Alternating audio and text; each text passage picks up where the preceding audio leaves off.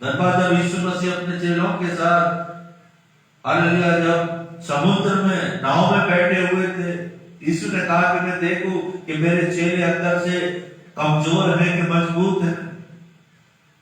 और जब आंधी तूफान आया तो वो घबराने लगे और क्या कहने लगे, अब तो हम मर जाएंगे, अब तो हम नाश हो जाएंगे।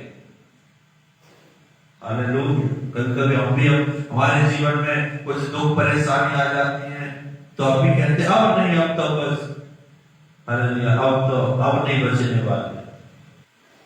तो ऐसी चेले थे, चेलों की भी एक कंडीशन थी। हालेलुया। यीशु ने कहा कि चलो मैं देखता हूं कि इनमें कितनी हिम्मत आ गई है, क्या ये समुद्र की हवाओं का ये सामना कर पाएंगे कि नहीं। हालेलुया। और यीशु मसीह अंदर जाकर और वो सो गए। अब शैतान ने देखा कि अब तो चेले अकेले, अब मौका है इनके ऊपर हालेलुया वार करने का। और तभी आंधी तूफान आ गया तो अब चेले इधर भाग रहा है उधर भाग रहा है, अरे प्रभु अब तो मर जाएंगे, अब हम बचने वाले नहीं है, क्योंकि आंधी तूफान इतना है कि नाव हिलोरे ले रही है और नाव थोड़ी सी भी हिलोरे ले गई तो हम समुद्र में अब हम बच नहीं सकते। मगर ऐसे समय में उनको यीशु की याद आ गई। कभी कभी हम जब दुख परेशानी में होते हैं तो अपनी कभी प्रभु को भूल जाते हैं, प्रभु की याद नहीं रहती, वचनों की याद नहीं रहती। वो समय कुछ ऐसा होता है और उसी समय पर शैतान भी अपना मौका देता है और वो बड़ा बहकने का समय होता है, गलत डिसीजन लेने का समय होता है।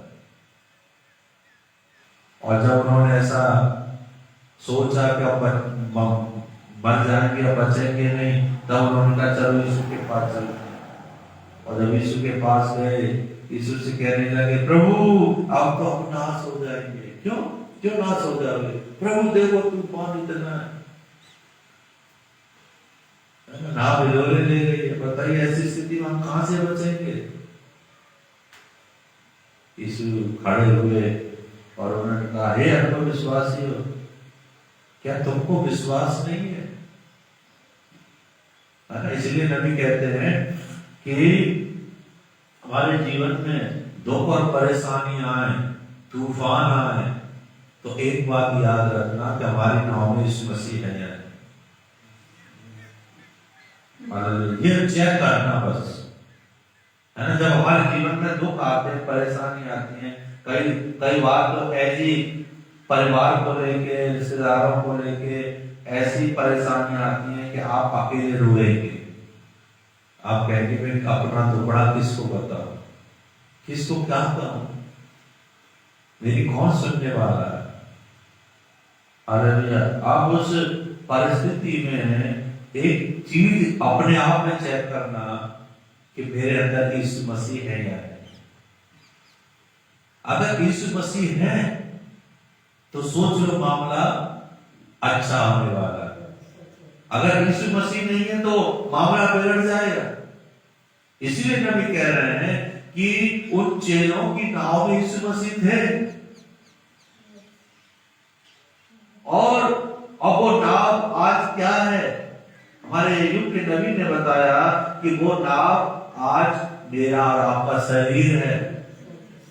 जब हम इस नाव में चल रहे हैं तो इस नाव में निरे हिचकोले आएंगे, निरी लहरें आएंगी, निरे तूफान आएंगे, लोग आपके बारे में पता नहीं क्या क्या बोलेंगे, आपके जीवन में दुख भी आएंगे, कई लोग आपके आंसुओं को निकालेंगे, कई लोग आपके ऊपर झूठे झूठे आरोप लगाएंगे। हालेलुया। कभी बीमारी आएगी, कभी गरीबी आएगी, कभी राशन खत्म तो कभी पैसा खत्म, कभी बीमारी, कभी कुछ, कभी काम नहीं मिलेगा आपको, आप बेरोजगार घर में बैठे, घर में पैसा नहीं, राशन नहीं, आपकी ऐसी स्थिति आ जाएगी। हालेलुया। ये क्या है, यही तो लहरें हैं, यही तो तूफान है, यही तो स्कोले है।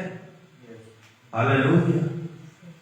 और इस नाव में आके टकराएंगे और यीशु मसीह कहते हैं जो घर हालेलुया इस वचन पर बना है, बुद्धिमान ने अपना घर चट्टान पर बनाया, बाढ़ आई इस घर से टकराई, हालेलुया, इस और परंतु ये घर को हिला नहीं पाया। आमीन। ये इस घर में यीशु मसीह बैठे हैं। तो मैं कहता हूं लहरें आने दो, तूफान आने दो, ये आएंगे इस बाजू से, ऊपर से, इधर से, उधर से निकल जाए। धन्यवाद। मगर आप आगे कुछ नहीं बिगाड़ पाए। आमीन। इसलिए यीशु मसीह खड़े होते हैं और कहते हैं अरे अल्प विश्वासी हो, तुमने एक चीज चेक नहीं की। अरे जिस नाव में यीशु मसीह बैठे हैं वो नाव कैसे डूब जाएगी? इस नाव को डुबाने वाला तो दुनिया में कोई पैदा नहीं हुआ। हालेलुया।